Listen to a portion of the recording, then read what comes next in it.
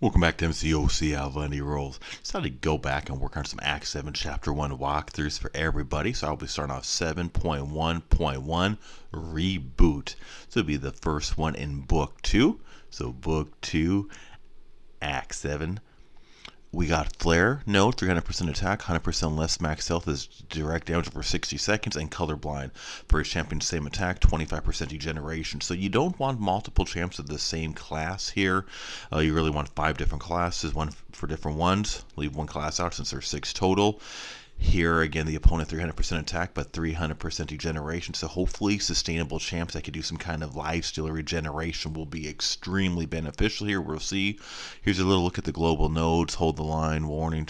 Nothing too massive except for 6 stars do get a little bit of a boost. Checking the path all the way up to the boss. See Super Macho is in 1, Feats of Power, Rich Get Richer, and Foresight. We'll take a closer look at that once I get to the boss. I'm going to start working my way up this path, this flare path. Starting off with a Ronin. Again, champs that have lifesteal is going to be beneficial with 100% max health over 60 seconds. If you don't have some ability to sustain your champs, your champ will be done in 60 seconds. If you take 30 seconds this fight, then 30 seconds next fight, well, guess what? Going to be done. So you want to make sure you have champs that can handle this. I went ahead and brought Claire. There's really 2 champs that are primarily for these nodes. Claire is a big one. What I'll be doing her is get here, use that S2 for that lifesteal while she's on the bleed, and I will be able to sustain all day, every day with that. Just use the proper rotation. I'm ending that fight at 92%.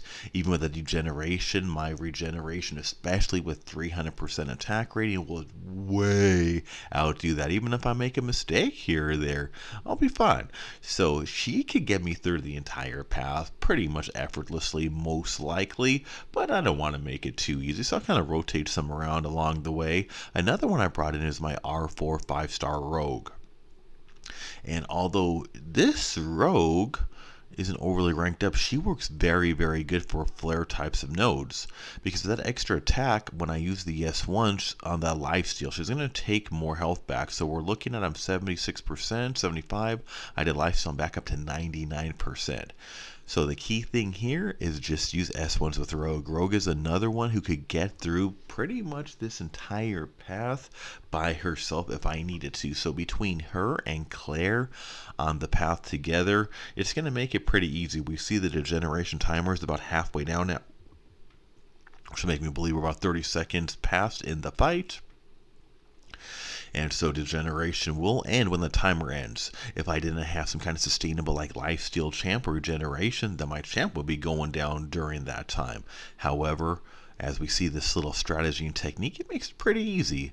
Nice, easy, clean, smooth fight. Ending the fight at 84%, ability to go back up to 100%, pretty much almost on demand, barely close. I'm going to bring other champs too. How much I'm going to use them, we'll see. But I might use one here or there just for fun, although I am saving my Human Torch for the boss. I probably could have just tagged him in at the end, but it's been a while since I did Act 7, so I forgot about that. But I brought Human Torch along, and I do have Nick Fury. Nick Fury I didn't bring for any real reason other than he's got a second life. Decided to see how he does, and if nothing else, wanted to show you a comparison of using a non-sustainable regenerate or lifesteal champ as opposed to those who are. We saw how well Claire and Rogue did with their lifesteal on Flare node. Well, guess what? With Nick Fury, he does have his second life, so he'll have his second win going on. But we'll see, I'm already down to 48%. Degeneration wasn't even halfway down at that point in time.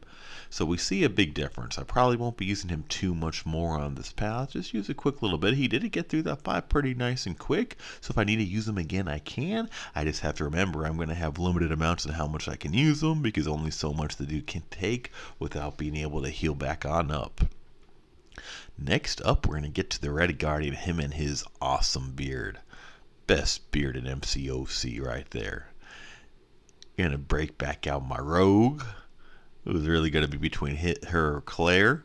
However, based on class disadvantage that Claire would have, I went with Rogue as she smacks him in his cool beard. Does a little bit of life steal, takes about 7,000 on that one. Back on up, give him a little smackety dabbity, doo chuckalacka. Bait out that ES1. If I got myself in a bind and had to work on power steal, I could get Rogue to S2 if I really needed. However, for the purpose of using her for how she's going to benefit the most in life, so I'll plan on focusing on her S1s most likely. It's also going to balance out and avoid the too much issues from taking those recoil damage with my current mastery setup. Bait out that special and give him some punishment as he swings and misses with that flying uppercut shield. And then he just does a haymaker to the air, and the air says, ouch, as I was nowhere close. And almost done with this fight, bait that out, and boom chuckalacka, down goes the Red Guardian. Rogue making smooth work of these fights thus far.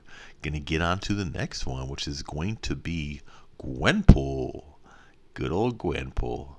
Looking at who I want to use, and let's go back to my other little lifesteal buddy, who is going to be Black Widow Clairvoyante. And get on started, and especially when I got these sustainable champs, I don't have to rush with the degeneration timer going on. I can take my time. Can just keep lifesteal. I can also take block damage. I can take hits, especially with that 300% attack boost and the lifesteal. I'm going to be getting it all back. Yes, you could use regeneration champs instead of lifesteal. However, the big reason I like lifesteal more when possible is because of the fact that you're doing 300% damage. So in essence, you're really taking about 3 times more heal back than you would in normal circumstances, and my dex was just off there.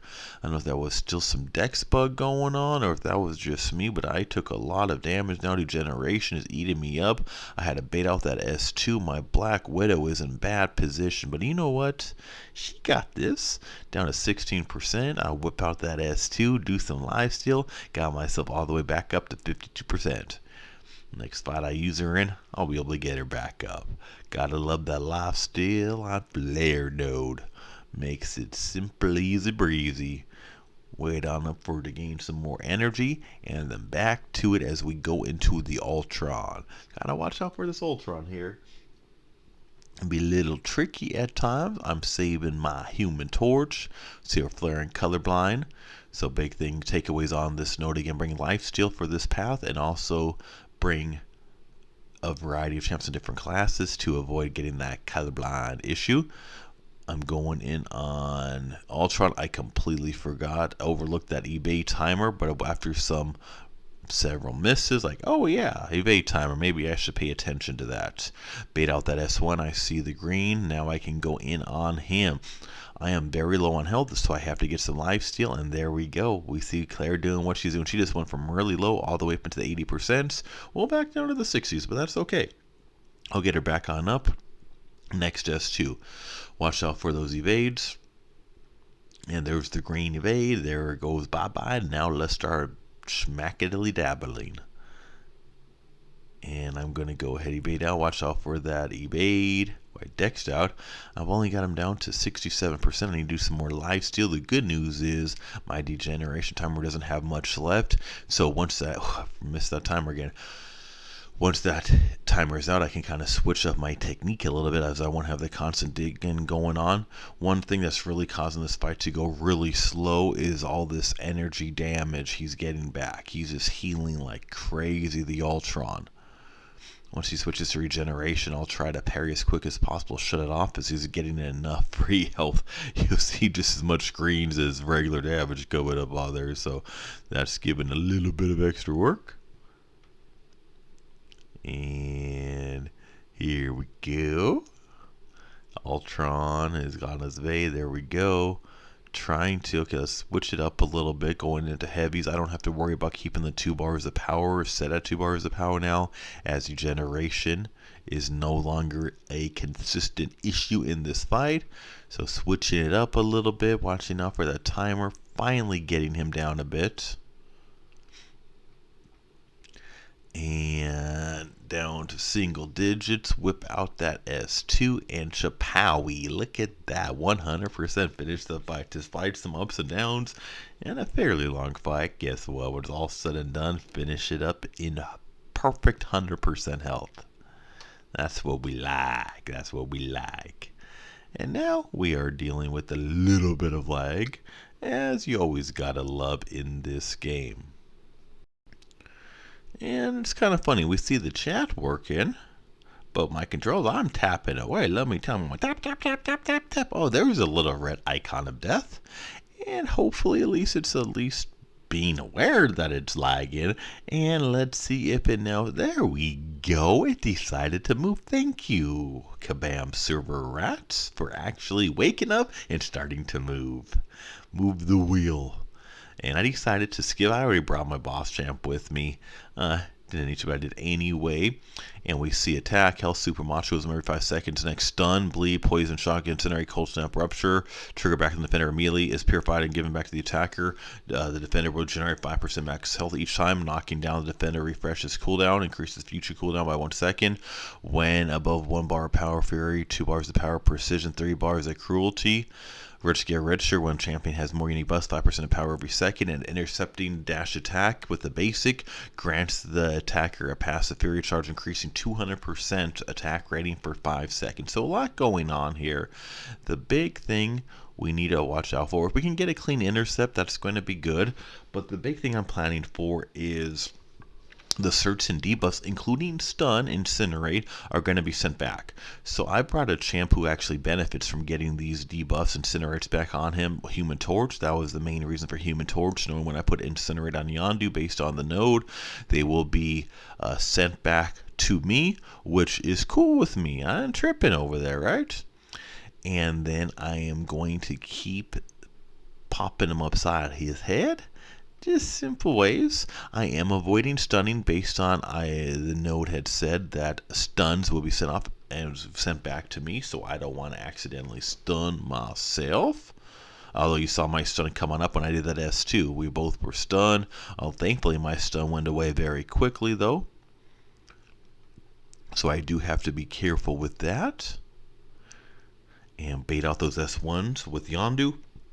I always prefer to try to bait out those S1s, just smoother, easier, cleaner to bait out.